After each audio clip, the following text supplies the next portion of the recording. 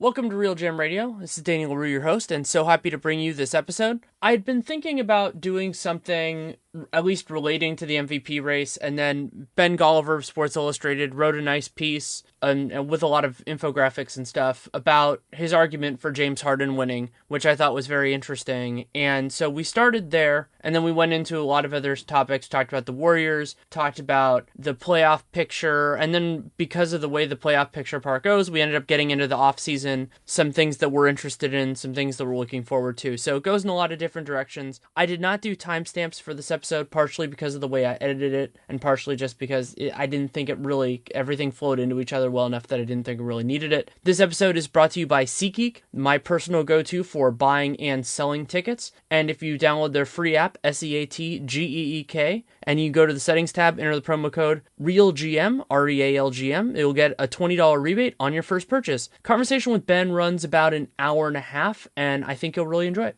Thank you so much for coming on. Oh, my pleasure, Danny. Always good to chat. How's it going? Good. Taking a little bit of a breath after everything that's been going on, but you wrote a piece that I felt was a good place to start about the MVP race. It was on kind of Harden's special season, and we'll go into the specifics of that as well, but really just starting with a basic question of where do you see the race right now personally? Like, how do you see it? And also, is that the same as your expectation for how the voting might go? Well, look, Danny, my underlying motive in writing the Harden for MVP post this week was trying to get Westbrook to put together a 57-point triple-double, and it worked perfectly just 2 games later. So I feel some level of responsibility there for poking the bear. But no, this is an awesome MVP race. I mean, I think the battle lines have kind of been drawn between the main candidates. To me, I'm basically ready to call it for Harden. I know Westbrook's going to be in an opportunity here to really push strong in terms of, their final record because their schedule is a little bit light. But when I was digging through the numbers and trying to make my case for Harden, what really jumped off the page was obviously his own scoring numbers, his distribution numbers, which I think are sort of on par in terms of a historical standard with what Westbrook's doing with a triple-double, but also just how good Houston's offense has been this year. And we all know that they kind of built their entire attack around him. And I think the Rockets' offense gets lost or overlooked a little bit because Golden State's just on this totally different plane these last few years where it's making offensive efficiency just seem almost like a solved puzzle. And Houston is right there with them. Clearly, their talent is significantly less than Golden State's. I think to be able to put together, potentially one of the 5 best offenses of the 3-point era with one All-Star and a whole bunch of guys who support that All-Star is really, really, really impressive. And so that's one thing that I came down on. Another one to me that's big to consider is style points. And the way Westbrook is doing some of these things late in games, the clutch play, it's spectacular. And he is really good at accomplishing difficult tasks. But it's similar to the argument I made for Curry over Harden 2 years ago when I think Harden was doing some of those same things, kind of dragging a team along by himself. It's not always how hard it looks or, how hard you're working. It's kind of how smart you're working. And I think, the Warriors a couple years ago, Curry's first MVP season, I just thought he was on a different plane in terms of where he was taking his team. And he was really just making it look easy and maybe not getting enough credit for how easy he made it look. And it's kind of the same thing with Harden. I mean, these guys consistently, put up 120, 130, 140 points. He's factoring into all of it. And so there's going to be a lot of situations where it's not to the degree of the Warriors where Curry's often sitting entire fourth quarters, but maybe he's not having that same showcase where he needs to grind out an overtime win over a team like the Orlando Magic. So those are some of the things that kind of swayed me towards Harden over Westbrook. But, I'm curious to hear your thoughts too. It's a real challenge, and something that I've been very open about in this process is that, while there is a little bit of a groupthink with some of us that are kind of running the same circles, I mean, obviously Nate and I are an obvious line with that, but also, you could draw Kevin Pelton and a few others into that group, but I understand that I am an outlier. And a big part of it is that you're making, for Westbrook, you're making a couple of really unconventional cases. One is a team that is clearly not great. I mean, they're doing very well, but they're not great. I mean, they're not a title contender. They're not any of that stuff. And I mean, it's funny. I got Memphis Grizzlies fans got super mad at me when I said I wanted Vince Carter on a title contender, and they're like, "Oh no, we're a title contender." It's like, no, watch the rest of the league. You'll see that there's another little group there, and it's very, very weird in NBA history to have a guy who you think is a deserving MVP who is not on that sort of team. But for me, this is an anomaly year. And I think that there's a great case for Harden. I'm not knocking that, but there are a couple reasons why to me, it's Harden and Westbrook and then kind of everyone else. LeBron would be in that mix, but I mean, right now he's a little bit behind them. Even with his heavy minutes per game, he's still a little bit behind them. And, I think he's third, and then I think Kawhi's fallen off a little bit to fourth with his struggles, especially post-concussion. I mean, Kawhi's fabulous, but being fourth in the MVP race is not a big deal. Anyway, back to Russ. The biggest reason why I'm Russ over Harden is that I appreciate how hard it is for him to elevate the other players that he's with. I mean, not only are you dealing with guys that are not necessarily the most offensively capable. So that's a big difference because while Anderson and Gordon, they're imperfect, they are definitely offensively capable. It's also true that so many guys this year with Russ are having really, really nice years. Like I think about what Oladipo has been able to do. And yeah, you could say some of that is also that he's not on the Magic anymore. But with Russ, you have that part of the story that their offensive rating is 108.1 when Russ is on the floor, and Harden's is 113.9. So, that's a difference of about 6 points per 100 possessions. That's a lot. That's a really, really big difference. But I think the difference in surrounding talent is greater than that, personally. And it's a hard call. It's an arbitrary thing. You're going into a lot of different elements. The second part is something that you got into where you could make a legitimate argument that Oklahoma City should not play as much in the clutch as they do. But the difference is legitimately awe-inspiring. So Harden is number 2 in clutch usage. So that's basically the percentage of possessions that the ball that the final resolution he is involved in that. Westbrook is number 1. And the difference in efficiency, while Harden is a substantially more efficient player overall, is actually kind of neutralized. I haven't looked at turnovers, but in terms of true shooting, they're close. And the Thunder have this appalling plus 24.7 net rating in clutch games, and the Rockets are plus 2.7. And there's a lot of noise in that. It's a small sample size. A lot of the Thunder clutch games are against teams that they probably shouldn't have gotten there. The Magic game that was yesterday is a great example of that. But plus 24.7, that's completely ridiculous. And when you look at their talent, you go, this doesn't make sense for this team to be good in the clutch other than maybe defensively. So Russ doesn't get credit for the defensive part of that very much, but the offensive part of it is really all him. Well, a couple counters. I mean, first of all, their clutch record, Oklahoma City's 23-14, Houston's 20-15. There's not a big difference there. And I think when you look at their record versus good teams, they're not even close to competing with like team like Golden State. I mean, Houston did get at least one win off Golden State this season, but if you look at like Westbrook's record versus the top 5 teams in the league or the teams with other MVP candidates, I want to say he's 3-9 this year against those teams. So it's hard for me to say that amazing, gutting out amazing wins against mediocre teams and still having a similar winning percentage to a team that's significantly better than you in the standings is going to be my main source of my argument if I'm making this MVP decision. I think another thing to keep in mind is that some of our viewing of their respective casts has already been colored by hindsight. If we go back to the start of the season, the odds makers basically gave both those teams the same over-under. Houston and Oklahoma City. I think Houston was a half game better than Oklahoma City. So the impartial Las Vegas odds makers, for whatever that's worth, viewed their respective chances at success very similarly. Now, obviously, Houston has become the biggest overachiever this season. I mean, they've blown expectations away by the most. I think Washington is second, and actually Oklahoma City is, I'm pretty sure, top 5, and will probably move up a little bit, like I said, because of their weak schedule. But we're taking guys like Ryan Anderson and Eric Gordon for granted as amazing contributors. That's not where they were last summer when those guys got their contracts. I mean, we were all questioning those deals. Is it going to be worth it? Is it going to work? Are they going to be able to win enough with this offensive-only approach?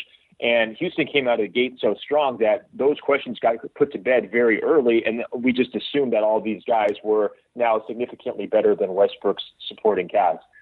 Again, I look to how much is Harden pulling that success from those players. I mean, some of those guys, their careers were dead on arrival. You look back, where the Pelicans were last year with those players. I mean, they were not super useful. And you can go down some of these bigs that he's setting up in pick and roll situations as finishers. I mean, he's making their lives really easy. He's making them productive offensive players by his mastery in the pick and roll scenarios. So to me, he's getting a lot out of his teammates. And, I question how much Russ is. I mean, I know the assist numbers are there. I know his own, demonstrated offensive impact is there for sure. But I also think that the degree that he's, using the ball, I mean, this record-setting usage rate necessarily holds his teammates back, and it's just not the best way to play basketball. And I think that's been proven time and again. In my post, I also kind of looked at where various MVPs who have won it, where their usage rate kind of falls and how efficient they are as individual scorers. And Westbrook's obviously in a category all by himself because of the usage rate, but also his efficiency, it's kind of in the ballpark of like super late career Michael Jordan or Allen Iverson, whereas Harden's much more in line with these modern MVP winners, whether it's Durant in Oklahoma City in 2014, whether it's Curry for his first MVP year. So to me, again, it kind of goes back to Westbrook is doing more than everybody. But is that necessarily the best thing for his team? And is there a smarter way? And I think that, you can make a really strong case that Harden and the Rockets are stumbling into this smaller way in much the same way that the Warriors have these last couple of years. And when you look at his usage rate, which is huge, when you look at his assist numbers and playmaking numbers, which are huge, and one factoid I kind of unearthed, which I'm not sure people know this, but if you add up Harden's points, rebounds, and assists this year, that number is higher than every MVP from 1980 to the present. So he's also putting just completely off-the-wall numbers up this year. And obviously Westbrook's a little bit higher with the triple doubles, but Harden is still in this completely banana statistics class. So I don't know. I'm still coming back to, I don't want to be the guy who says, his team is better, he definitely deserves to win. But I think when you've got a historic offense, a significantly better team, bananas individual stats, and you're the number one overachiever, in terms of your team's success, I think that's a very compelling all-around case. It certainly is, and that's why, to me, it's those two guys that are separated. And your point on Russ is very interesting in terms of the idea of, is he elevating his teammates? And I don't think this is necessarily a counter because I think that's a good point. But one of the fundamental differences between these two teams is that I think Harden has teammates that are capable of being elevated offensively. Like Ryan Anderson, if you put him in the right spot, he's going to do it. And Harden deserves all the credit in the world for doing that. Russ's teammates, in my opinion, are, more like be the worker bees, be the defensive guys. If you get an open shot, maybe it'll go in. And that goes along with the idea that I know that some people have tried to argue as a thought experiment here, which is what happens if you swap these two guys? And I think both teams get substantially worse.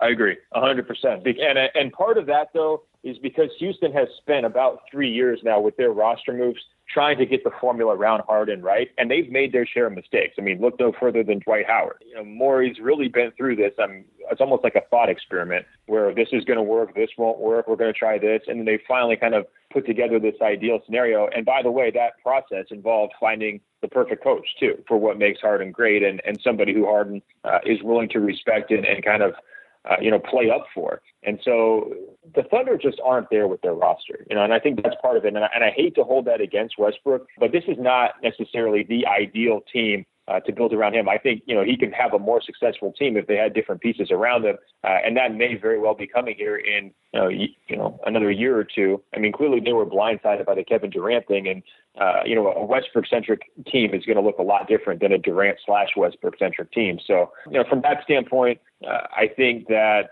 Westbrook's case might be held back to some degree by his teammates. But I completely agree with your point that if you switch them, both teams would be worse.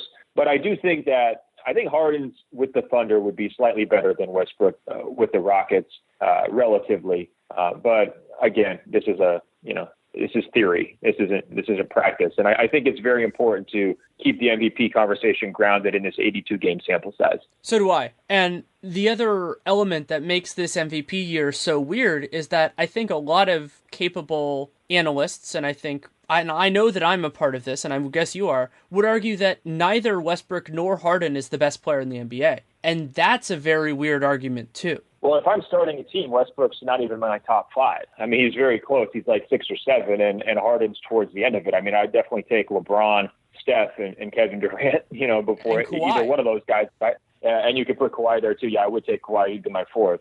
So that's tricky. But yeah, that's why the MVP award is so ripe for debate. Otherwise, we'd give it to LeBron every year. And that's what Shaq told me a couple of weeks ago. He's like, I'm just like LeBron. I could have won every year. And you go back and you look at the number of years where he finished in the top 5 or even the top 3, he had crazy numbers and he only won it once. I mean, it is, very strange, and it shows how much the stories kind of play into it. One thing that you can kind of make an argument against Harden and Westbrook is that, their playoff ceiling looks to be pretty hard. Especially after they got humbled again by Golden State. And I think Harden right now is 3-17 against the Warriors since Kerr's been the coach. If you include the playoffs, I mean, that is pretty damning. And they've obviously figured him out. And I don't necessarily like Houston's shots too much against San Antonio in a series either.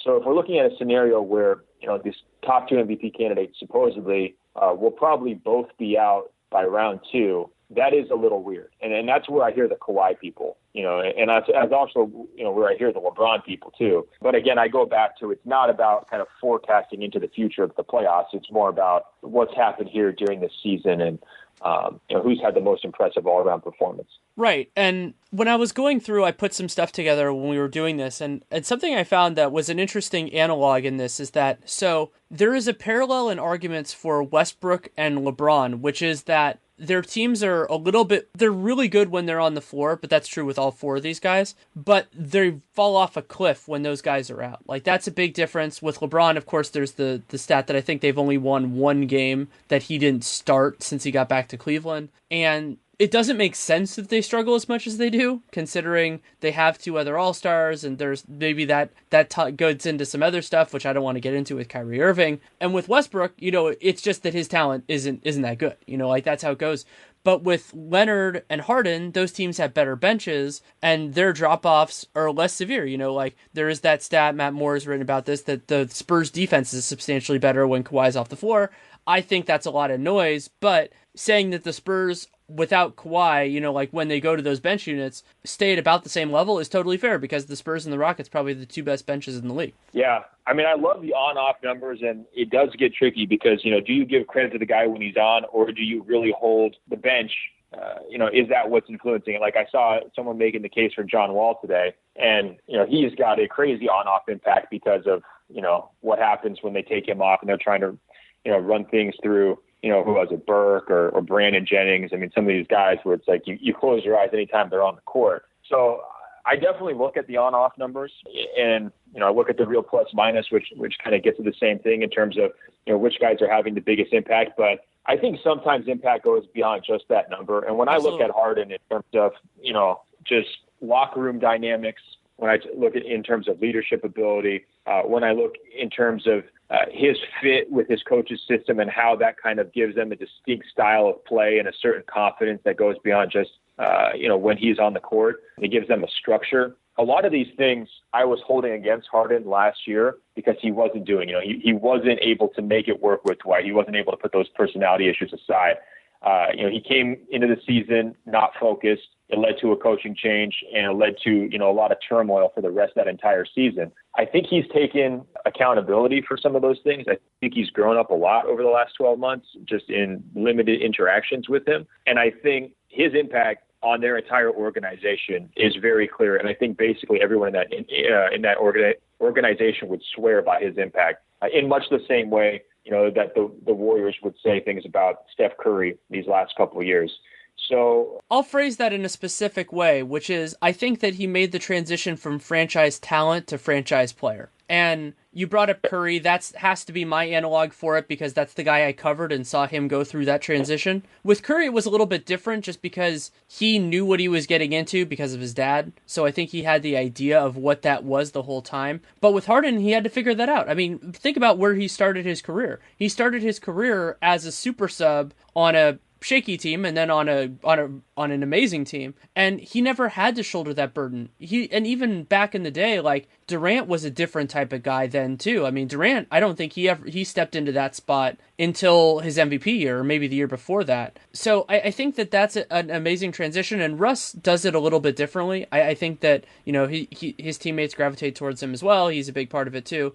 But it's a good point in terms of the way, like, I think Harden doesn't get enough credit for how central he is to everything good that is happening there. That's exactly what I'm saying. That is the crux of my argument. And the one way that I tried to illustrate it, and I put in that post as well, is to just take I think I took the last 10 or 15 years of the NBA and I graphed offensive efficiency with winning percentage, right? To just kind of show exactly where Houston stacks up. And again, they're in Golden State's shadow. Nobody is going to beat a 73-9 team that's insane offensive efficiency from last year. They're having trouble even keeping up with the Warriors this year, even though, Durant's been in and out and, maybe it hasn't been quite as smooth or quite as eye-popping win totals this season. But the Warriors are in their own class. If the Warriors just didn't exist, if we were in this Warriors-free reality, there would be so much hype around the efficiency of Houston's offense, setting records, taking things to a new dimension, and it's working. They're winning a lot. I mean, there was a lot of questions coming into the season. Can this team even win 45 games? Because they're a completely one-way team. Those questions were fair, and they've answered all of them. And again, it all goes back to Harden. Another big part, and this is something that he shares with Westbrook, is just the durability factor. I mean, that should always factor into these discussions. He's tried to play it up a little bit more maybe than is fair by saying, don't take nights off if you're going to be MVP or whatever he said recently. That's going too far. But the fact that he has been there every single night, that he's been able to carry them through what, would be rough patches in their schedule, potential down moments, the kinds of things that hit all teams. Again, that is something that's definitely in his credit. And actually, Westbrook gets the same credit for that as well. I mean, his night-to-night effort, I think, is unparalleled in the NBA. So on that stand, I think they both deserve credit. But again, maybe Westbrook gets more credit for that because it's so much more obvious how he's doing it. He's running through brick walls. He's taking every single shot down the stretch. I mean, it's really easy to focus on the amount of effort that he's expending. When you look at Harden, again, he's right there with Westbrook on that category.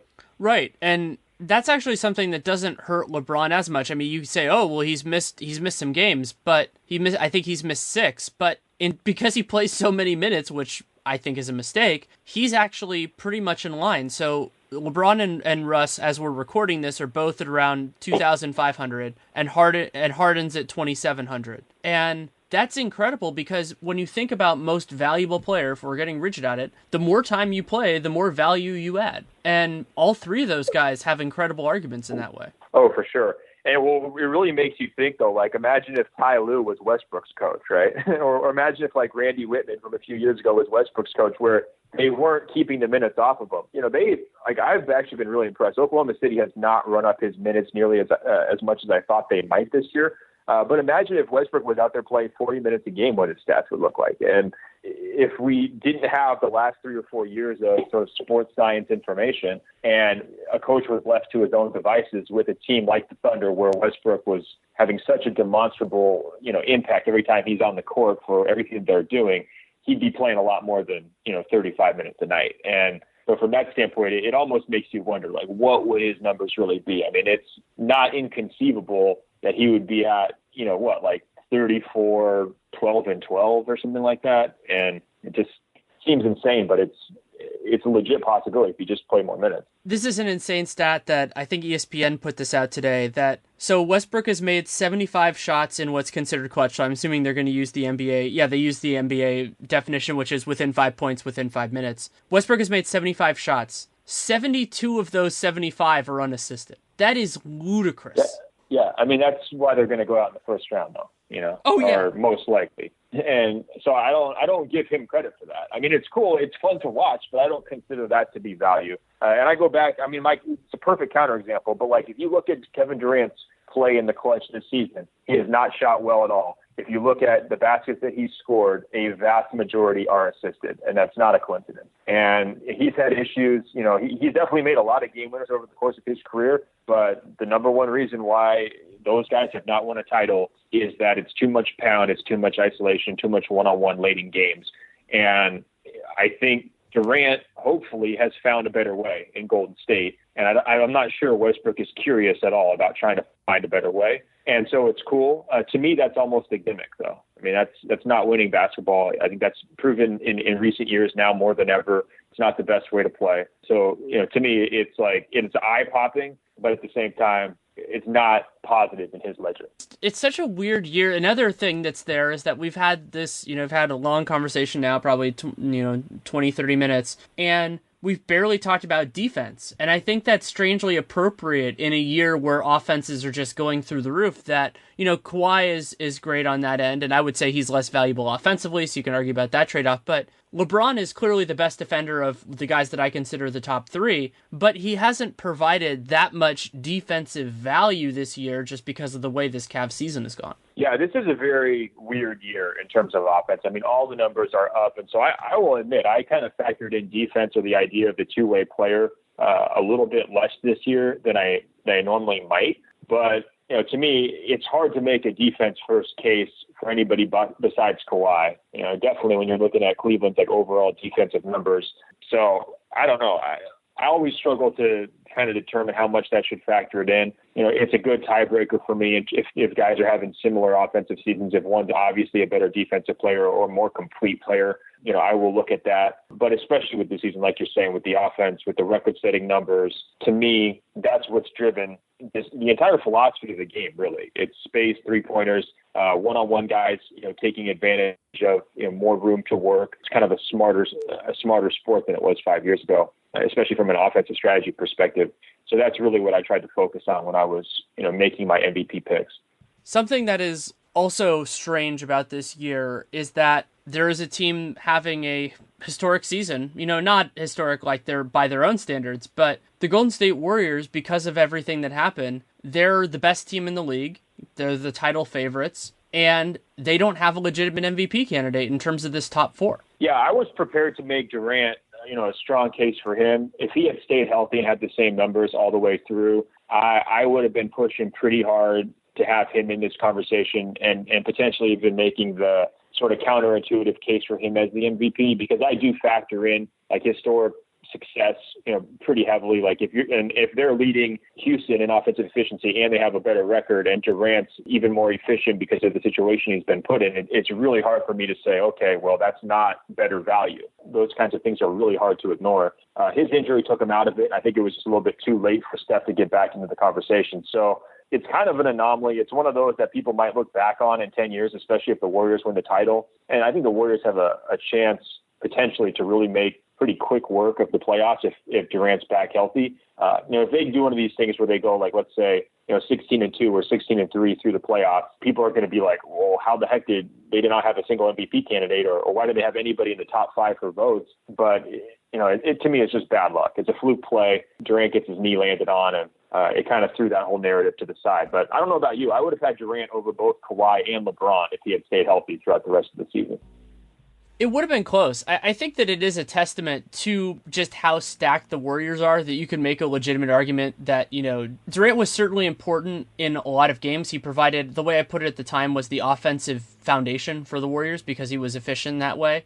And defensively, the games that he brought it, he was spectacular. I mean, when he would really go in that direction. I mean, Draymond was their defensive baseline, and that's why he's probably going to win Defensive Player of the Year. That and a couple other reasons. And I think that Durant, I can see the argument kind of with the whole Kawhi thing, because while he doesn't have Kawhi's regular defensive impact, he has kind of you could call it the equivalent of on the offensive end, and then like Kawhi, they kind of have the upside on the other end. Like Durant has those great defensive games, and Kawhi has those great offensive games. And Kawhi's, his usage rate is actually pretty close to LeBron's, which is really impressive considering everything that's going on. So you could see that, and if you're one of those people who believes that offense is more important than defense in terms of individual, individual contributions, which I am of that mind, then yeah, you can make an argument for Durant there. And LeBron, I still feel like LeBron, when he's at it, is the best player in the league, but he hasn't been that guy most of the season. And I mean,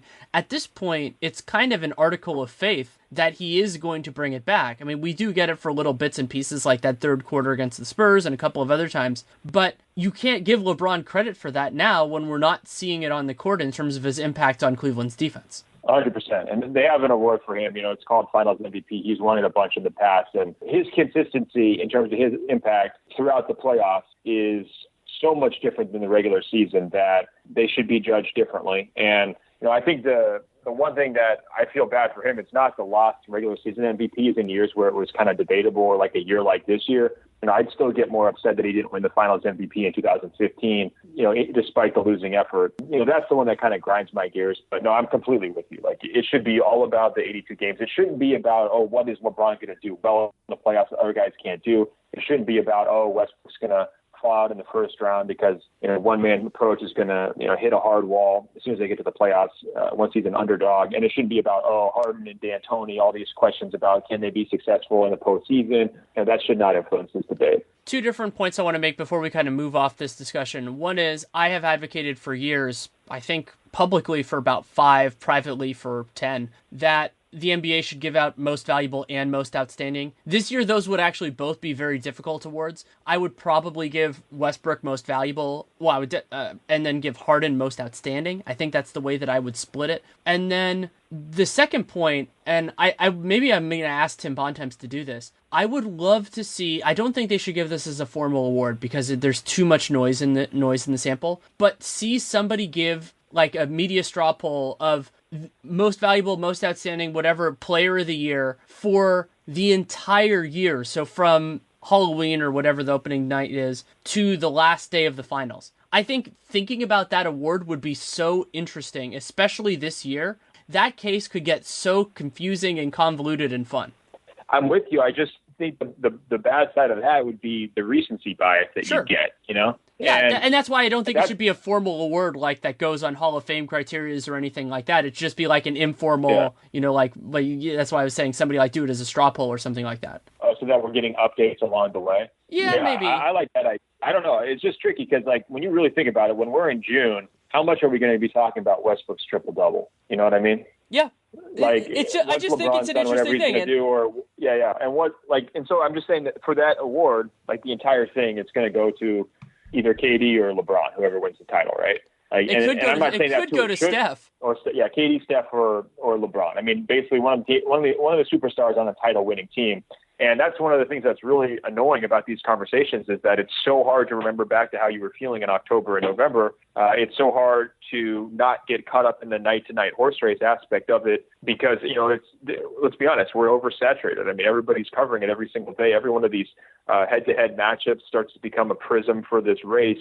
It's very difficult to do. And, I mean, imagine, after last year's the finals in Game 7, it's like, of course it's going to be LeBron for the entire season. Well, did he deserve that, or did Steph have the better 82-game sample? That's kind of where it gets tricky to me in terms of retroactively just basically crowning the champion as the best for the entire way. Yeah, there will certainly be a risk in it. And I also want to see, I would love to see them do something baseball actually does but doesn't get much hype for, which is a playoff MVP. So not just the finals, and there'd be a crap ton of recency bias in that as well. Or even maybe not a final playoff MVP, but like an all playoffs first team and maybe second team. I think that would be really interesting to do as well. No, I'm on board with that one for sure. Because a lot of performances just get forgotten, and especially especially if your team gets eliminated in the second round. Like there were some really good Thunder teams that didn't get out of the second round because of injuries or whatever. And so a guy like Durant just gets overlooked from the discussion of that season. Or like Chris Paul's series against the Spurs is another one of those. I would even argue that Clay in that end of the Rockets series, beginning of the Blazers series, like to me, he was the MVP of the first 2 rounds of the playoffs, which was one of the most shocking things that happened last year. Absolutely. That's a great one. I mean, and Draymond was huge when Steph was out last year too, and then he's the GOAT of the whole thing because of the suspension. So yes, I like the idea of all playoff teams. Maybe that's just something that we should start online and see if it picks up. Maybe you should just like hand out your all playoff team awards like right before the last game of the finals this year. And maybe it will catch on. Before Ben and I move on from the MVP conversation, I want to take a quick moment to tell you about SeatGeek. SeatGeek has been a sponsor for us for a while, but I've also been a user of SeatGeek for a lot longer than that. It is my personal place that I go to buy and sell tickets. I use it to sell tickets quite a bit. And the reason why is because it accomplishes a couple of really big things in the same site, which is something that you always want for making purchases, either big or small. And one is that they're an aggregator. So you don't have to go to multiple ticket sites. You don't have to try a lot of that kind of stuff. You can just look in one place and you don't have to worry about missing out. And also, because they give everything a deal score, you can feel confident that you're getting the right ticket for the right price. And also, that they're filtering through it really well. I've gone to a lot of venues that I've used SeatGeek for, and I really have been impressed with their deal score and with their ratings and everything like that. So basically, what it does, if you think about those two things together, is that it really does save you time, because you only have to go to one place, you can look at the top stuff, and while they can't say, hey, buy these tickets in, the 10th row, or buy these in the upper deck, because it depends on what your own personal preferences are, it gives you a good universe of the right things to look for, so you don't have to spend all that time agonizing and all that time looking. So you can check out SeatGeek. Their app is free. You can download it, and it's SEATGEEK. And then under the settings tab, there's an enter a promo code option. If you enter the promo code REALGM, REALGM, like this show and the site that I write for, then they will give you $20 as a rebate on your first purchase. So you enter the promo code, and then whenever you buy whatever it is, if it's a ticket to a sporting event, it's a ticket to a concert, theater, and they'll just give you $20. So you get to use a great app that I've been using for a while. You get to support the show, and you get $20 free.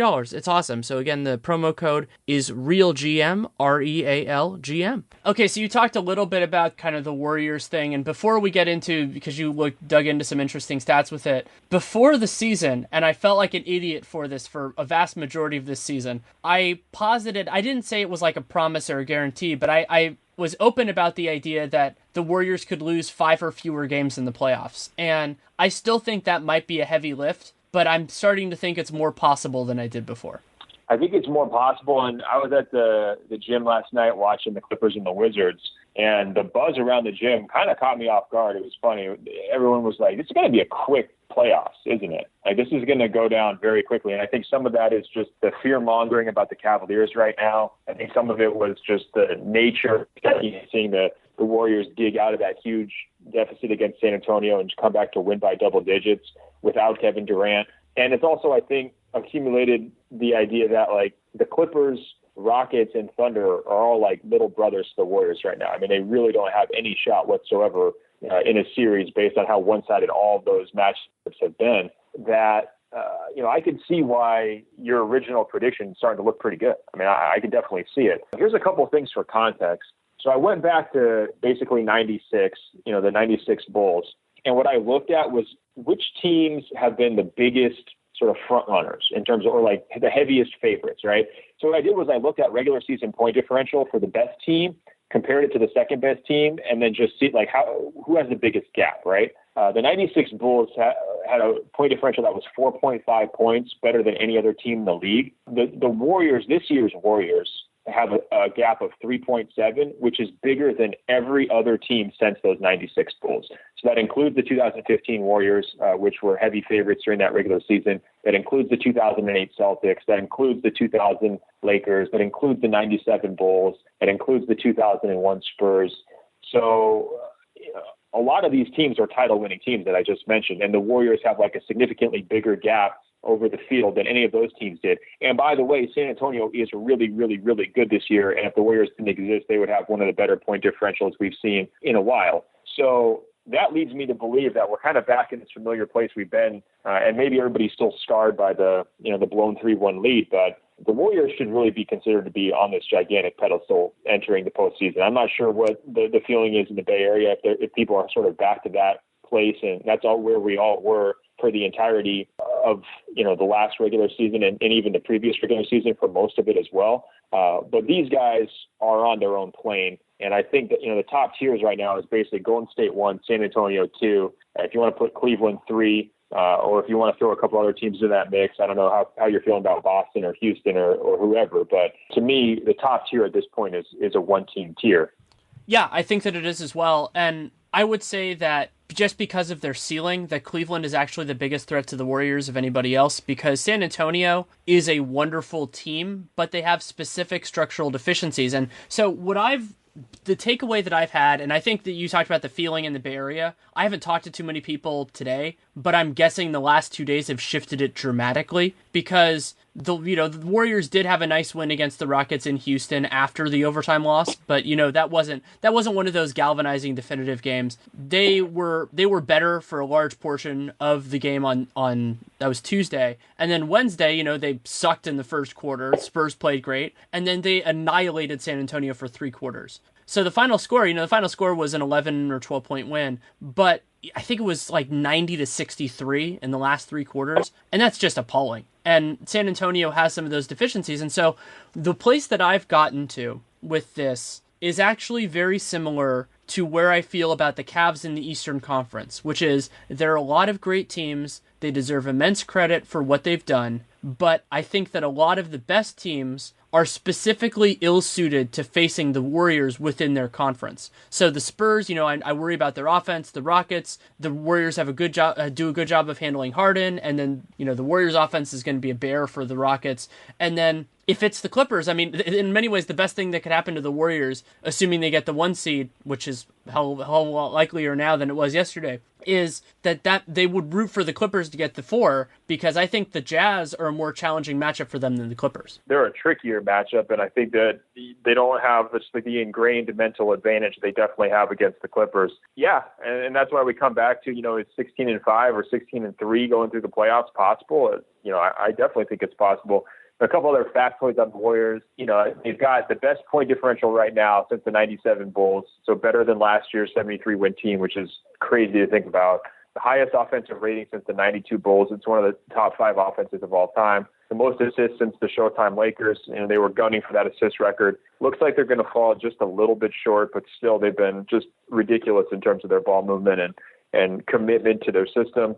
And then they have the highest effective field goal percentage of the three-point era. And right now that's tied with last year's Warriors as well. So the question becomes, who is going to stop this machine? And all of these teams, like you've mentioned, either have defensive problems, matchup issues, or in some cases, they started to play more like the Warriors, where it's spreading out, really heavy reliance on the three-pointers and just kind of succumbing to life in a shootout. And I think that what we saw, especially in that Houston game, it's just not going to work. You can't outshoot, you can't shoot out these guys and expect to win. And I think, one reason why Cleveland's defensive issues kind of loom large, to me, they can still blow anybody off the court in the Eastern Conference. But if they don't have the ability to have the type of defensive impact they had, especially late in that final series, and especially when they were at home in that final series, I'm not sure, why we should expect anything besides, a pretty one-sided series in favor of Golden State. I think these guys have proven they can do it on such a high level, even without Durant, especially lately,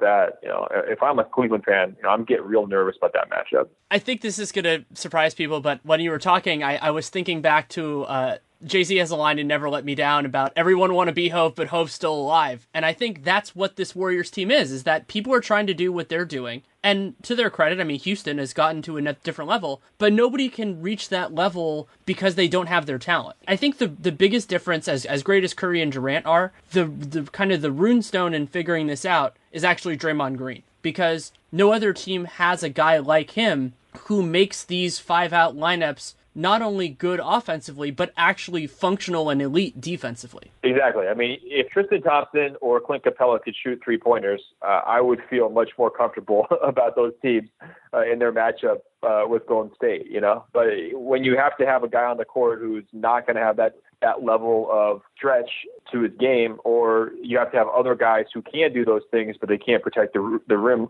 or rebound like Draymond, you're kind of stuck between a rock and a hard place. I mean, you've got to make choices that Golden State just doesn't have to make. So, Doc Rivers was actually talking about the Clippers last night. He was saying that their whole mantra right now is he's basically coaching them. He's not even talking about the opposition. It's all about what can they do. And they've kind of struggled for consistency. And when they've looked good, they've looked pretty good, especially like they did against Washington. The offense looked really good last night. But the Warriors are the ultimate example of that. They're the team that can beat themselves. I mean, we saw it in last year's finals. We know that injuries could potentially take them away from who they're capable of becoming. But I think if we're talking just pure basketball, everybody's healthy, they're on the court. The only team that can really stop them is themselves. I was going to go in a different direction, and we'll do that after this, but two other points in terms of the Warriors having this really strong regular season. One is they've missed Kevin Durant for the last 15 games, and of course one of those games is also just sitting everyone against the Spurs. But also, there is a massive difference for most of this season between the day-to-day intensity that the Warriors were playing with this year as opposed to last year. Last year, I think partially because of the way that their title year was slighted in many ways, but also just because of their incredible continuity, they came out, not only the win streak, but just the way they were playing, and they were just killing people, and they wanted to win every game. that's really what 73-9 came out of. And then this year, they had this big takeaway, and nobody's really, I think, said it publicly. Maybe Klay Thompson did. Actually, when I was working on the book, found some quotes which I was not mean enough to include in the book when they won their 73rd game about how this doesn't mean anything if we don't win the title. And then, that ends up happening. And I think one of the things that they took away from that was, why were we going so nuts after every single thing in the regular season? And so they took that mentality in, and they had some lax games. They had some moments. There was this great quote that Kerr had, which I used on a podcast episode, have it in a piece as well, about how, basically like, when we're not trying our best, we need to at least like not beat ourselves. And so that's kind of a different level of awareness of like, oh yeah, then like we need to be at our best all the time. So you have all that as just kind of this underlying factor with this team that I think has largely gone by the wayside the last week or so, when they've actually been, especially making statement games against the Spurs and the Rockets. But you think about that in the context of this historic year, that they weren't trying for this time, at least not until the last week or so. Yeah, I mean, when I watched the Warriors a lot earlier in the season when they had Durant, I had the same feelings that I get when I watch USA basketball. It's not like marveling over what they're doing. It's just that like the talent level is so wide, that, their gap is so wide against the average opponent that you just find yourself in this constant state of like nitpicking or being frustrated when they're only playing at like a 7 or an 8 instead of a 10, because that they've got so much more potential in them. And managing that so that you're not on that 10 every single night is a smart thing. And Kerr seems to do that very well. And certainly he's not running up his guys' minutes. And that's like a natural limiting factor there. But yeah, there wasn't ever really a time during the season when they were at full strength where, aside from a few late game issues, where Durant was, maybe freelancing a little bit too much, or, some of the blowups that they had, there wasn't a real crisis moment where I was like, oh boy, these guys have some like major flaw that's going to come back and bite them. If anything, constant occasional bouts of complacency, and then just the frustration of knowing that like anytime these guys aren't playing as well as they can, it's very noticeable. And I think, we're going to see in the playoffs, can they ramp that back up? I mean, if they really want to make this statement playoffs, if they're really trying to turn this into a situation where they're making this almost like a revenge mission for last year, or they're getting their redemption, they have the horses to do it, and they have the horses to bury teams. And we'll be able to tell pretty quick if that's their approach. Something that people who are interested in where this is going to go should watch is if Draymond can hold off getting technicals and flagrants in the first 2 rounds of the playoffs, because that would indicate to me that they're playing the long game. And so I wrote this piece when he got suspended for Game 5 of the finals about how a lot of people are going to focus on the Steven Adams play, but really what was the linchpin of that whole thing and what burned Draymond was a completely stupid flagrant foul he got in the Rockets series, where he basically tackled Michael Beasley when a game was already over. And it was to try to save a play. It was the proper call to give him that. And because it was it was a cumulative thing, he wasn't suspended from that Thunder game. Those sorts of things matter. And if he's looking at the long scale of it and saying, basically, if I keep it that way, but that doesn't sound like Draymond Green at all to me. So I don't think that's going to happen. But if he does, if he gets through those first 2 rounds clean, then I'll say, okay, this is a very different thing. For sure. And here's another interesting thing with the Warriors playoff run that, it hasn't fully crystallized yet, but let's just say they get the Blazers, right? And you can look at that 2 different ways. I mean, one, you can say that's a dangerous team who they haven't really played because, it's been different since the trade deadline. They've got a lot of positive momentum. I think since March 1st, if you look at net rating, Golden State's 1 and the Blazers are 2 right now. So that's not your typical 8 seed. They have a pretty strong argument that they're better than their record. So you can make one case that says, oh, Golden State would kind of be getting screwed if they play the Blazers, because this would be a tougher matchup than usual. But I think you can make the counter argument, which is Golden State doesn't want to be like slowly ramping up. They don't want to. They kind of need that shock to the system, right? Like to make sure that they get into their playoff mindset. Playing a team that is better than its seed early on would be the best method for Golden State to kind of get up to speed. To kind of get them straight into 6th gear.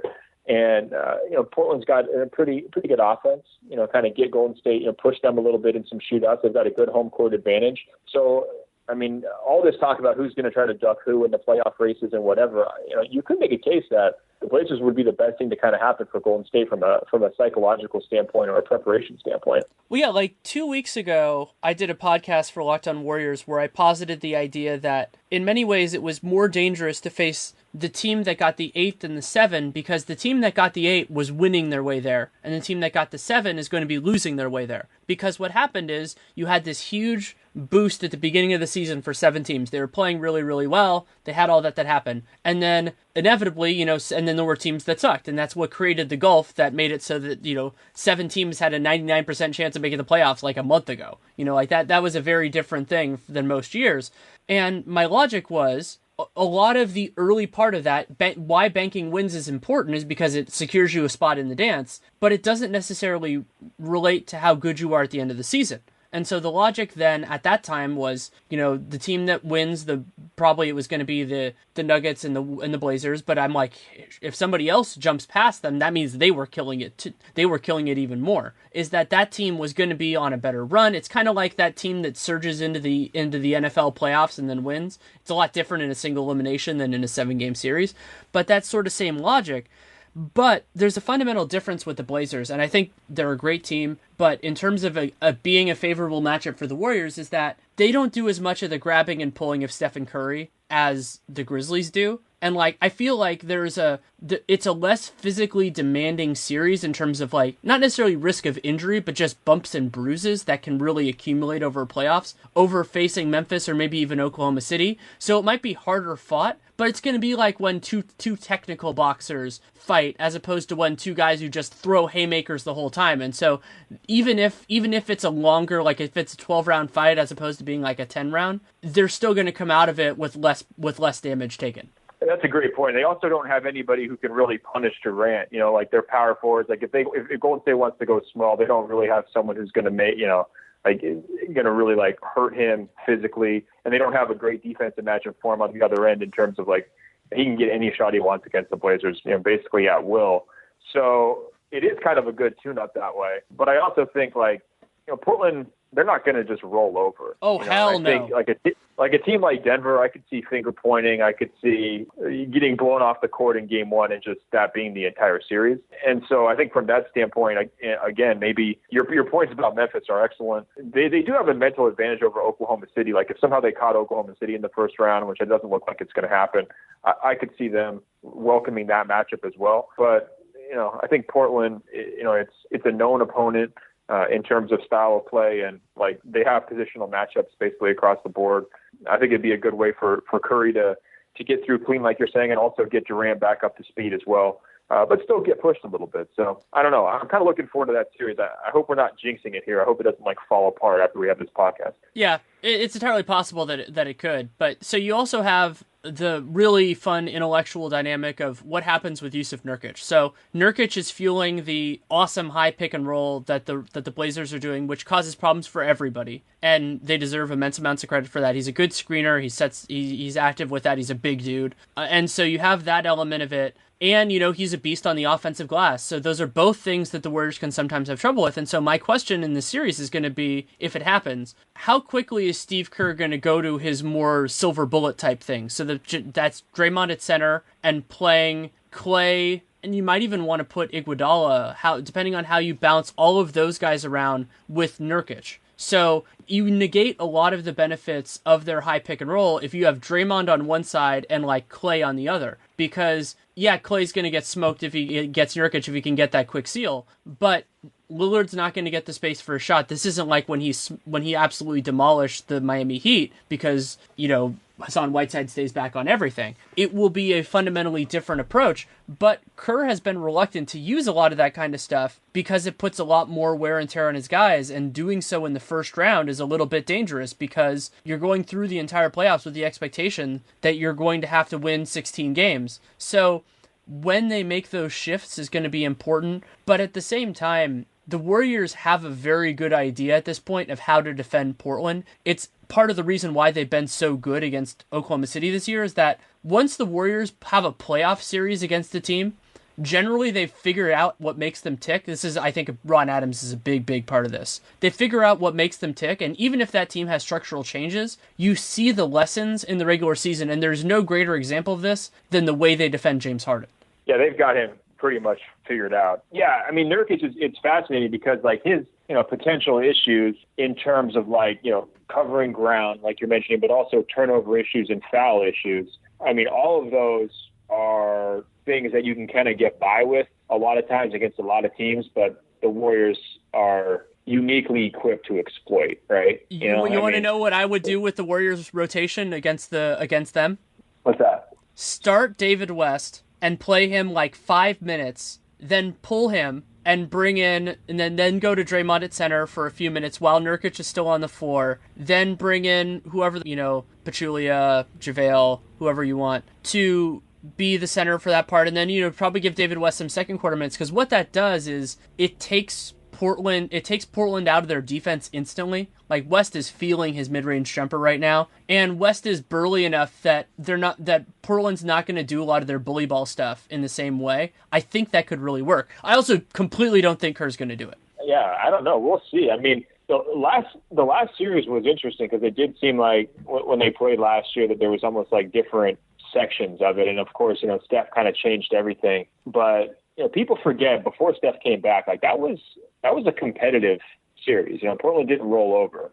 No. But I don't know. I mean, if you had to make a pick right now, what would you pick for that series in the first round? Warriors in 5 or 6, because Durant's a big question mark in that, and the Portland is really good. Like, I would have them as like a serious threat to anybody else, but I think the Warriors are special. Like, if the Spurs get the 1 seed, I could imagine that series going 6 or 7. But that's my point, is like that is a crazy place to be when the 8 seed is potentially going to be under 500 and the 1 seed, as I was mentioning earlier, is kind of like the most dominant team relative to the rest of the league since the 96 Bulls. So the fact that we're not penciling in a sweep right off the bat is a huge credit to Portland. I think you're right. I mean, it could go 6. I'd probably settle on 5, but yeah, I mean, it could be a really, really fun. It could be what everybody thought the Pelicans-Warriors series was supposed to be a few years ago, which was fun but not that great. This one could actually be a higher entertainment value. So something you said earlier that I thought was interesting about the idea of whether this could be a quick playoffs. I disagree with that, but not necessarily in the West. I disagree with it in the East. I think the East is just going to be a series of long runs going into each other, and I still expect Cleveland to come out of it, but I think we're going to see at least one, or close to it, 7-game series in each round for somebody. Yeah, I could see that. The comment that I was making was in complete reference to the Warriors being able to smoke everybody. That's possible. In terms of the East, it's so hard to break down. I've never been this frustrated where like basically every single matchup is completely up in the air, and it's going to be up in the air for a while here. Like every time we try to construct a path for like here's who Cleveland's going to play or who's like their potential like worst case scenario or best case scenario, it just completely flips in like 2 days. So that is a sign that there could be some upset potential. I think the Bucks have a chance to push a team deep in the first round for sure. I think, if it comes down to like Celtics versus Wizards, Raptors versus Celtics, whichever, that series kind of breaks in the second round, I think it's going to be a complete bloodbath. And then I guess my real question is, who can push Cleveland? Who can really do it? And I'm still kind of coming up empty on that conversation. Every once in a while, I want to talk myself into this team or that team, but I'm generally defaulting to this idea that, once Cleveland locks in and can play the matchup game, once LeBron has his nights off for rest, once everybody's focused, once they kind of trim some of the fat out of their rotation, I think they're going to still be on a different playing field. And here's an interesting stat, too. I went back through basically this entire run for LeBron's finals, so back to 2011. And if you look at point differential for the Wizards, Celtics, and Raptors this year, LeBron has actually faced 10 playoff opponents who have a better point differential during the course of that run than any of the 3 teams he's got to deal with here in the East. And I think against those top 10 teams, he's 8-2 in the playoffs. The only teams that were better, the Spurs beat him in the finals, and the Warriors who beat him in the finals as well. So, I mean, basically, you can make a pretty compelling case that like this year's crop of contenders in the East is not as good as teams that LeBron's already taken apart in previous postseason runs. And so from that standpoint, that provides me a measure of calm here during some of the recent panic about their defense.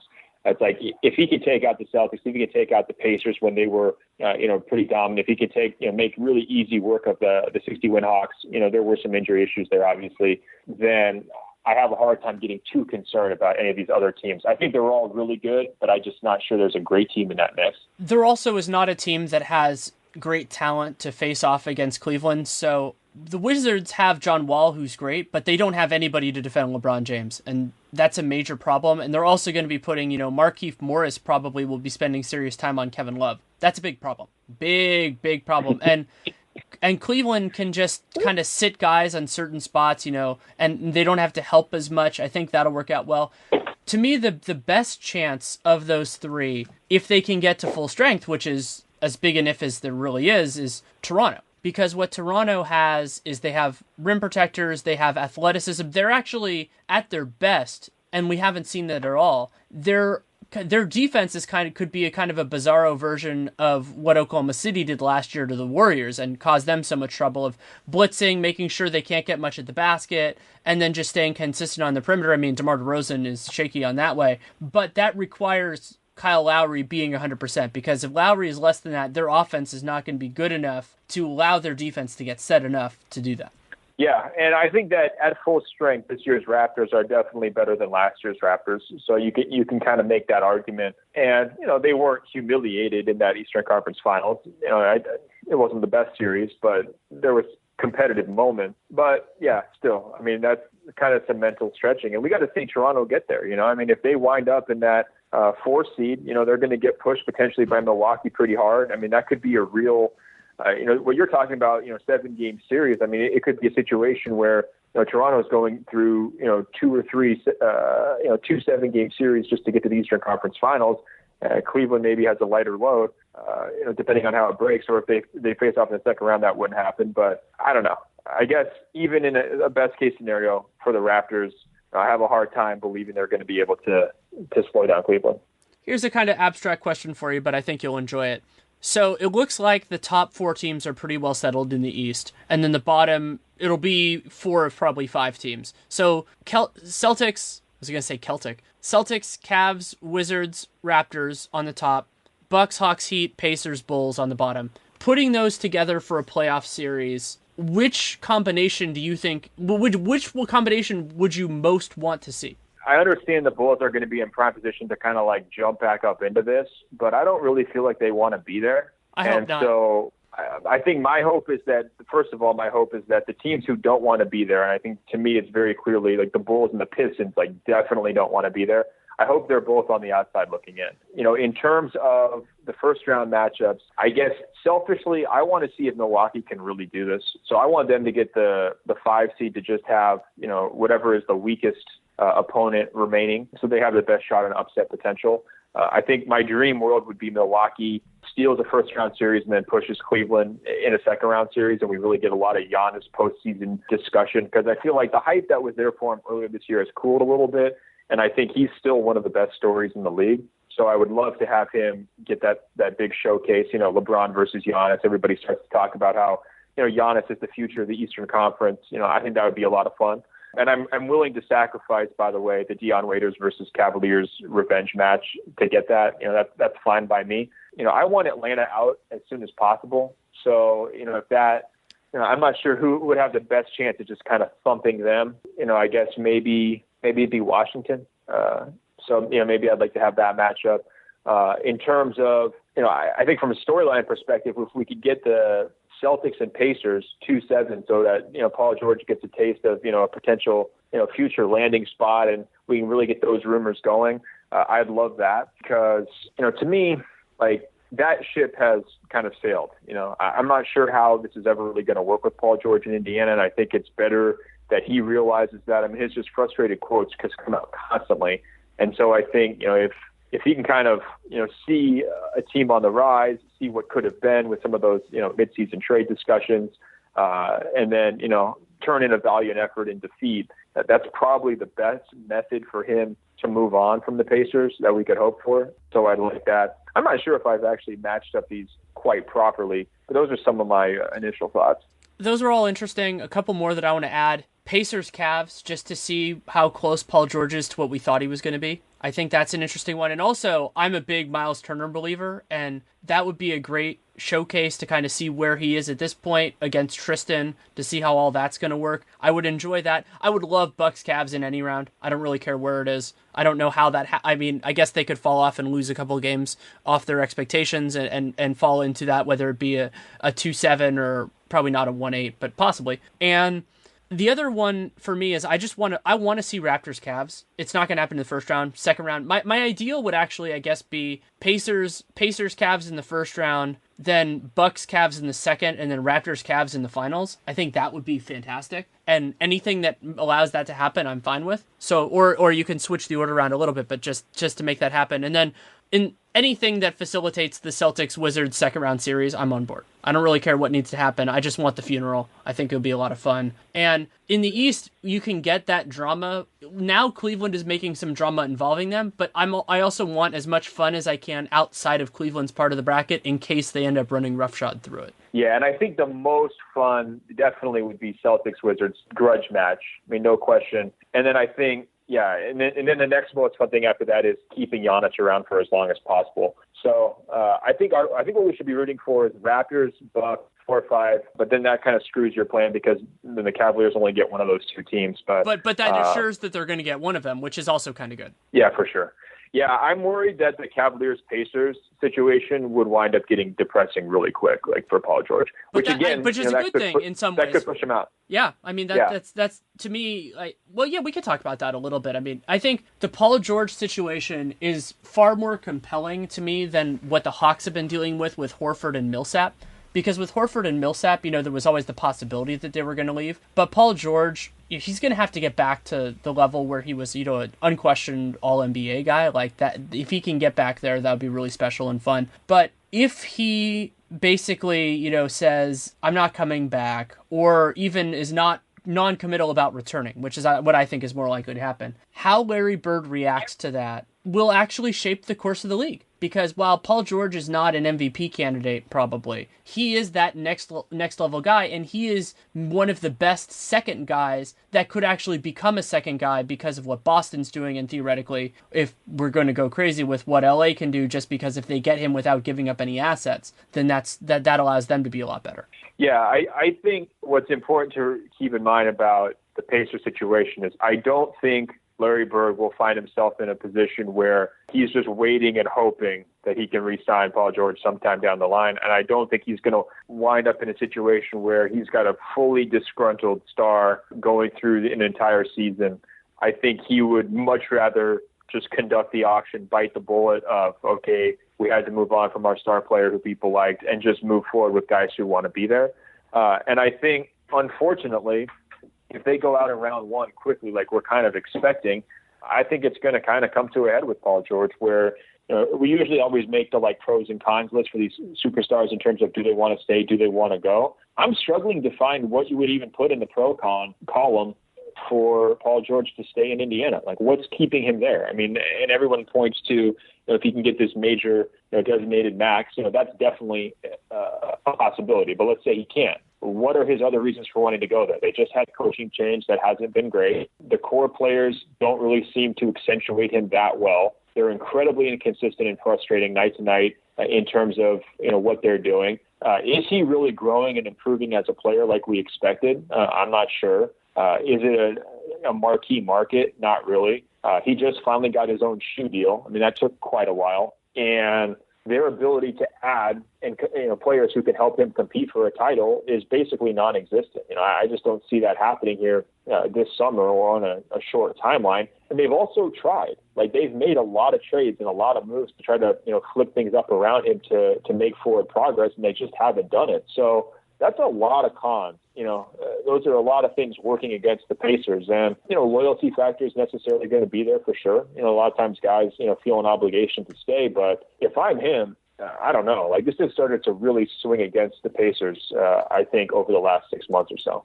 The other way that it could really swing against the Pacers, if Kevin Durant wins the title, because he's now Paul George is I don't know if you've noticed this, but I notice it just game to game. It looks like Durant is just really happy this year. like he's enjoying himself. He's having a good time. And so maybe he'll be to Paul George, be like, see, look, yeah, people are going to be pissed at you, but it's, that little bit of scorn, and you get all the other benefits. You get all the other benefits of being on a good team, being on a title contender, and, it's an obviously different circumstance, but fascinating. Yeah, I mean, this goes back, too. Like, Shaq just got a statue here at Staples Center, right? And, he jumped ship, and, I'm sure they still love him in Orlando, but when he was talking about the best moments of his career, his biggest successes, it was the three-peat, with the Lakers and, being on that stage and having teammates that could help him do it. It wasn't necessarily the fun but kind of rocky early years with Orlando where they're still trying to kind of figure things out. And, I just kind of go back to like, if you're really trying to make the case for Paul George should stay in Indiana, like, what are you basing that on? And I just kind of keep coming up empty on that. And, I look at like, how are things working with him and Teague? Are they going to pay Teague? All these other guards, are they really committed if they're just going to save the money, with their recent moves, kind of cutting a guy right before the playoffs? I mean, I don't know. It's just kind of hard. If I'm Paul George, I'm asking myself every day, is this really the best opportunity for me to compete for a title this season and in the next 5 years? And I'm kind of coming back with the same answer over and over, which is no.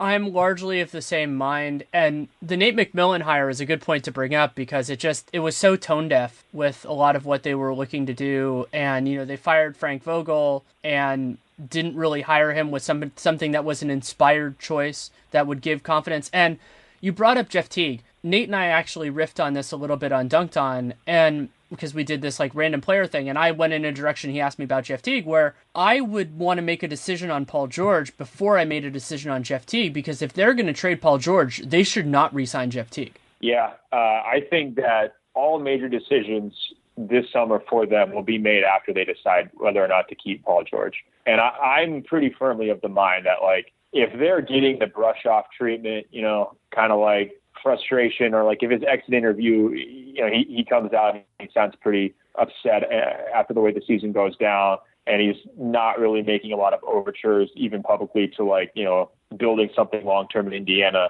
I think Larry Bird will not hesitate. I think he's going to pull the trigger. Where do you want to see him next? I'm selfish. I want everybody to team up for the Lakers so that I have a reason to go to their games. So, take him out of it.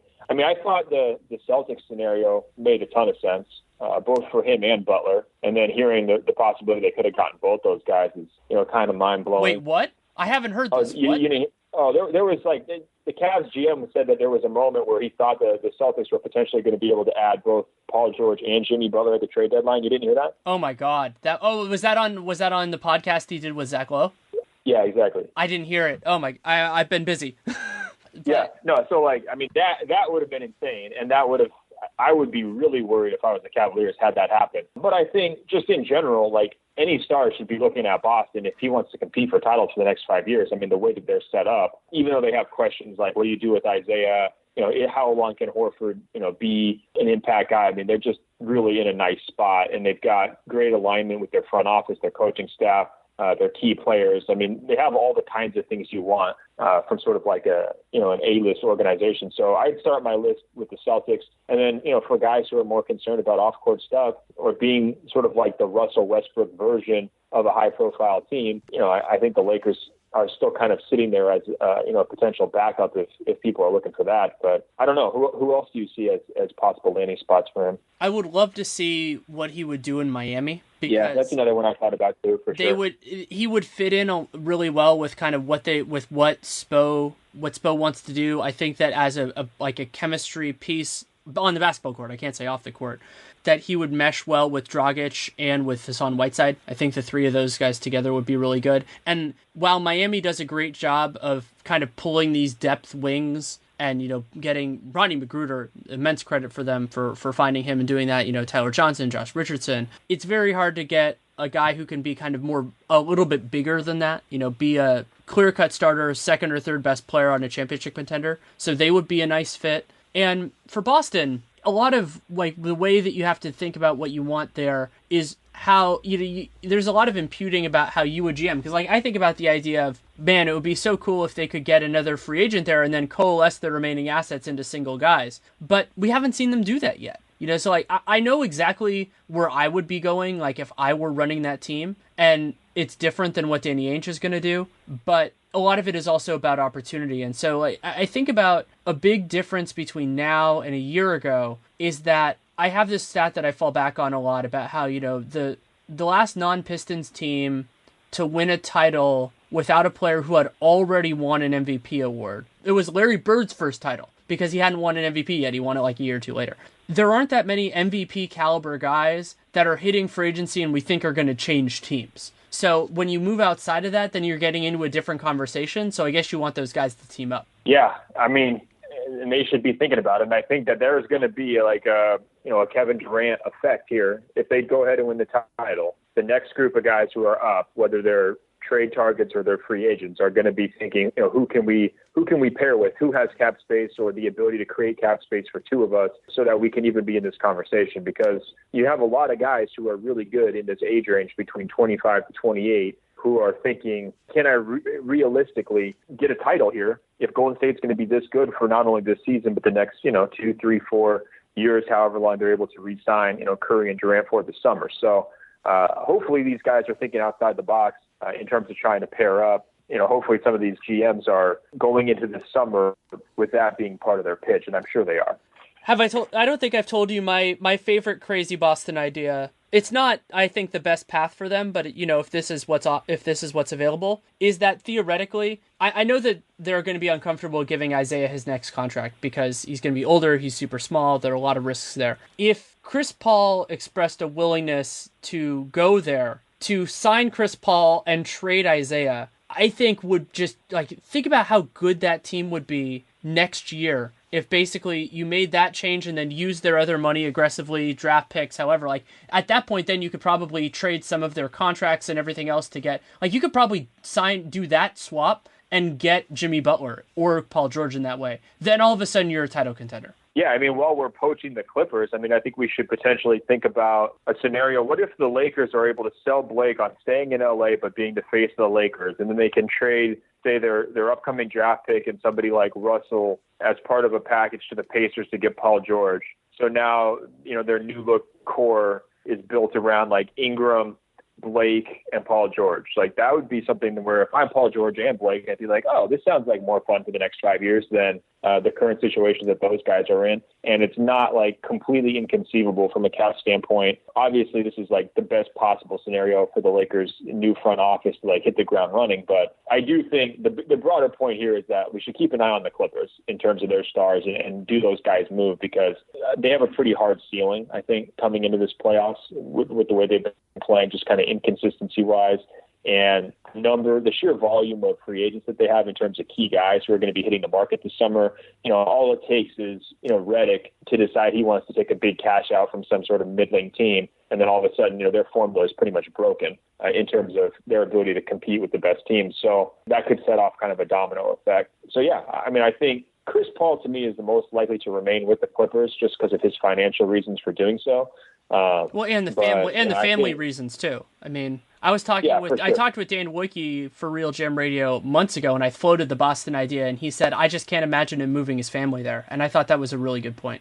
Yeah, no, definitely. And especially after all this work to kind of set up his ability to get this long-term contract, I would be surprised if Chris goes, but I wouldn't be surprised if any of the rest of them go. And if I'm Blake, he should ask himself this question: do you want to be number 2 for Chris Paul for your entire career, and kind of capped in terms of what your role is on that team for the duration of your prime? Or do you want to go and enjoy life as the main guy, as sort of, the number one, freelancing, freewheeling point power forward, and, see how far you can take that? If the ceiling for the Clippers is going to be first round and out or one series victory and out, I don't see a huge risk in him, trying to go somewhere else and being the guy. So we'll see if he reaches that conclusion or if he decides, hey, LA's awesome, I just want to stay and just kind of roll this thing back. But I'm kind of the mindset that Blake should really look hard and consider his options. A related note on the Clippers that gets lost in the shuffle too much is that DeAndre Jordan is going to be a free agent next summer. And yeah, that's a big risk in this whole thing, because if any of those guys stay, or if all of them stay, and then DeAndre leaves, then they're screwed anyway. Let's say they all come back and then they lose in the first round again this year and next year, let's say, then, DeAndre has a pretty good life. I'm sure he loves being in LA and the weather, and he's on a competitive team. But I could certainly see him, especially considering the way he was looking at other teams before and committed to another team before, going a different direction. And then if you're the Clippers, you've given basically mega max deals to two different guys, and you're still, at that point, they're probably like an 8 seed type team. So that might even be a worst case scenario for them than having it blow up. Yeah. No, I think there's motivations on all sides for this to sort of be the last year of this group. And Doc talked last year about the things getting stale. And one reason why I was almost advocating for them to pull the trigger on a Carmelo Anthony trade, even though I didn't really think it would fix that much, is just that it would kind of shake up the inertia that's kind of built around this team. And maybe it was just kind of dog days of the season where, they had a couple of months there that were kind of slow and kind of unsightly basketball. But until here, recently, these last couple of games, they've just been really uninspiring, and they look like a team that's not having a ton of fun. And their early season magic just feels like it's been so long ago. I mean, when they were just smoking everybody in November, that almost feels like 2 or 3 years ago. And, it might be gone for good. And if that's the case, hopefully their ownership and their management is willing to admit that and try to retool this thing and go a different direction. At the same point, you brought up the Melo thing. There's a part of me that just sits in the back of my brain of, what if they trade for Melo and sign Dwayne Wade? What if they go that direction? And, there's always that possibility too. That's why the Clippers are fun, is because they have upside and downside. And those are the teams that are always interesting when we get into the offseason. I've talked about that with the Utah Jazz before. The Jazz could be the summer where they secure being a regular contender, or they lose Gordon Hayward and we wonder what might have been. This could go in a lot of different directions for them. Some would argue Boston in that. Boston even maybe more in the lottery than anything else. If they get the 3rd or the 4th pick, this turns into something very different. Those guys are quite good in this draft, but just in terms of trade value, in terms of what they're trying to get for something else. And so, yeah, I'm so excited for this playoffs and everything else. But every time I talk to you, I talk to Bontemps, I talk to Nate or Kevin Pelton, I get so excited for this summer, because even though it's not going to be the Durant shift or LeBron going back to Cleveland, there's going to be a lot of this establishment of title contenders and kind of where the landscape of the league is going for the next 5 to 10 years.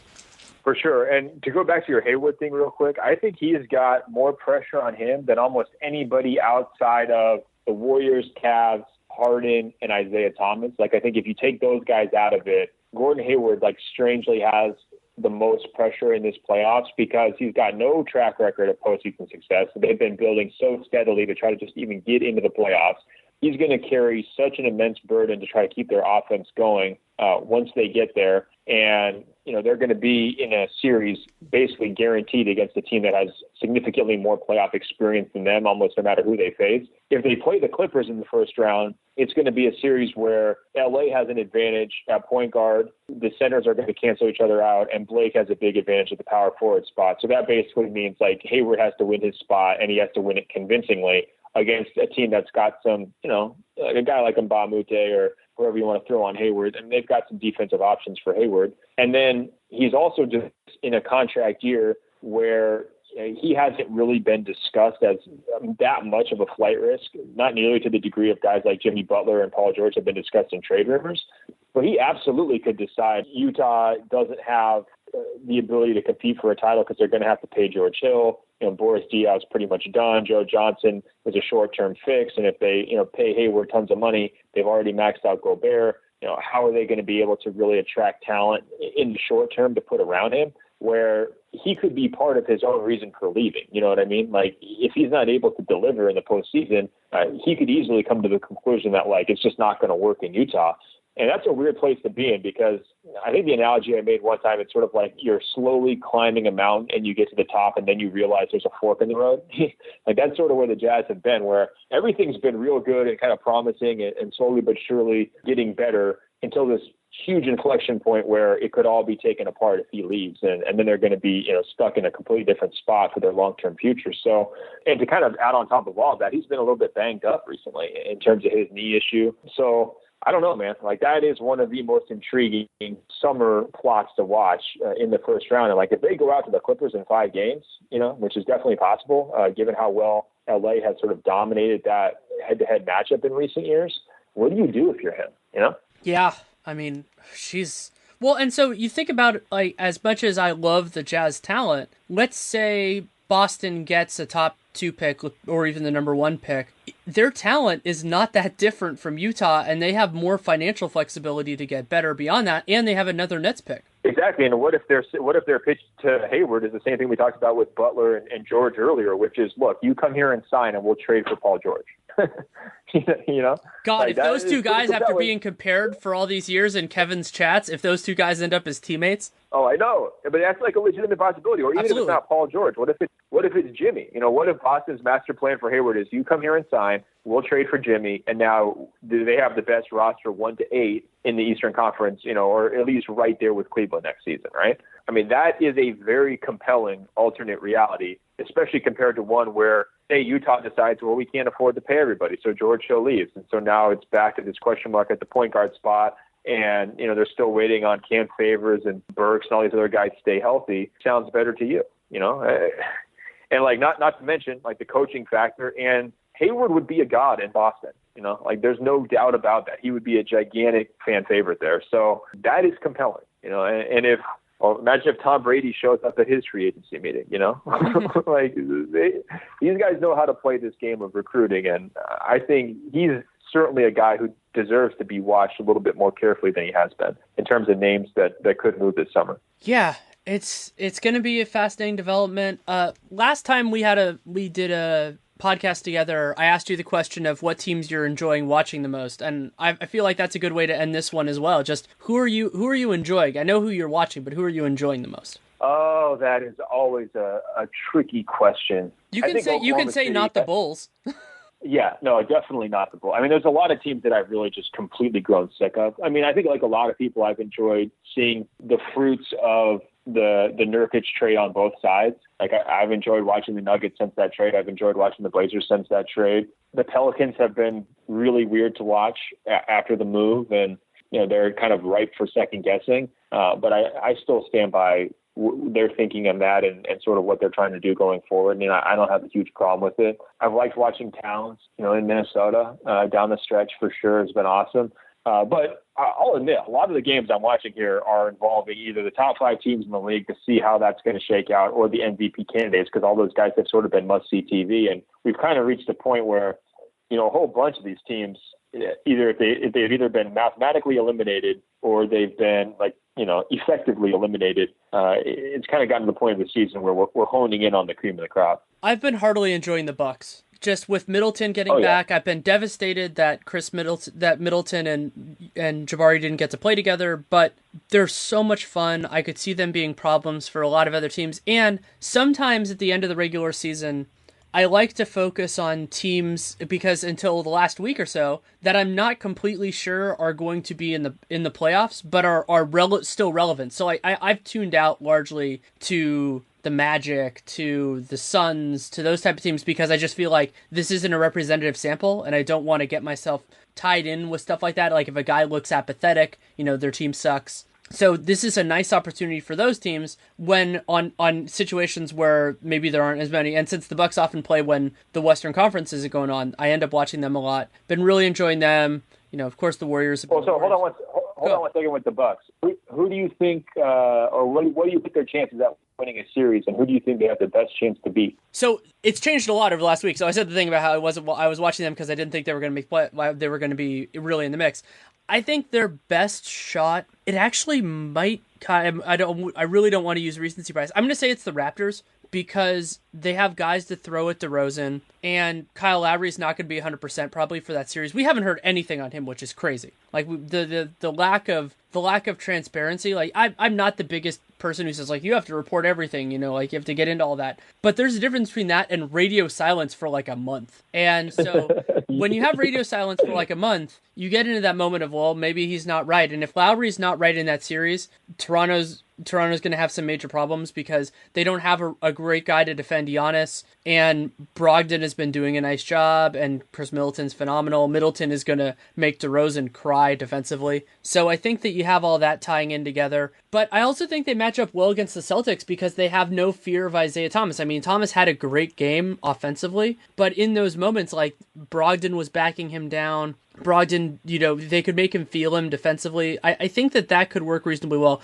I don't think they have a great matchup against the Cavs because the Cavs are just have such a high ceiling. And I have really struggled a lot with what a Bucks-Wizards series would look like. I just don't really know how that would work. I could see both teams, I could see it being like a 5 or 6 game series, but either team winning. Yeah, I just think it would be amazing because, Boston, Washington, and Toronto, all their fan bases are flying pretty high right now. Like they're all talking themselves into like potentially playing spoilers for the conference and beating Cleveland. And I think if Milwaukee were to upset any of those 3 teams in the first round, it would just be the single funniest story. Like it would just, it's like their fan bases would go from so excited to so disappointed. Well, the most crestfallen overnight would probably be the Wizards because the Wizards can't really improve from here. So if they lose that series, then you go, well, crap, what are we doing now? Great, we're gonna resign we're gonna re-sign Otto Porter. We're gonna run this back for like 2-3 years. We're worse than the Cavs. We lost to the Bucks. Like that would bring on the I think back to Mike Prada. I had him on for the Southeast Division podcast. It was him and I think it was Adi Joseph, and he talked about kind of like the downside of this season. And I was feeling bad for him the whole beginning of the year when they were just bad, and then they got better, and I was super happy about it. And then if that happens, if they lose in the first round to the Bucks, I think that all just comes flooding back. That's what I'm saying, and it's kind of the same thing for Toronto. The risk would be like, well, now who do you pay after just getting eliminated in the first round? Like how many of these guys do you have to let go? And then I think if you're Boston, it would mostly just like spoil the narrative of like, this is the next rising power. And like, it would probably unfairly shake some of their fans to the core, just given, how bright their next 3 years looks. But still, it'd be just like one of those, just the ultimate spoiler move. So I am really actually pulling for Milwaukee pretty hard here. I also, like you, I enjoy watching them, but mostly I'm rooting for them to just like completely ruin someone's spring. And maybe summer. Also, Boston getting pushed or even losing to like Miami would be so devastating. Like you have all these stories about, oh, look, we're the rising power. And I don't think they would lose to Miami, but that would be ridiculous. Yeah, for sure. I also just want to see Dion Waiters win at least one playoff game, like by his dominance. I'm not sure we're going to get that considering the severity of his injury, but there would be few greater highlights in the first round than that. Yeah, it really feels like he's going to get a lot of attention. And almost no matter who they play, it's like he's worked himself into this spot where the internet loves him so much that he's going to be like the like man to watch. It's kind of funny how these things change, just a year ago, like to now, how far he's come, but that's the NBA. It is. Thank you so much for taking the time. Danny, it was another marathon, but we made it. Thanks for having me. I hope all is well, and congrats on your book, by the way. Thank you. Thanks again to Ben Golliver for taking the time to come on. You can read him at Sports Illustrated, si.com/NBA for those of you who like doing it online. And you can follow him on Twitter at Ben Golliver. That's BenGolliver.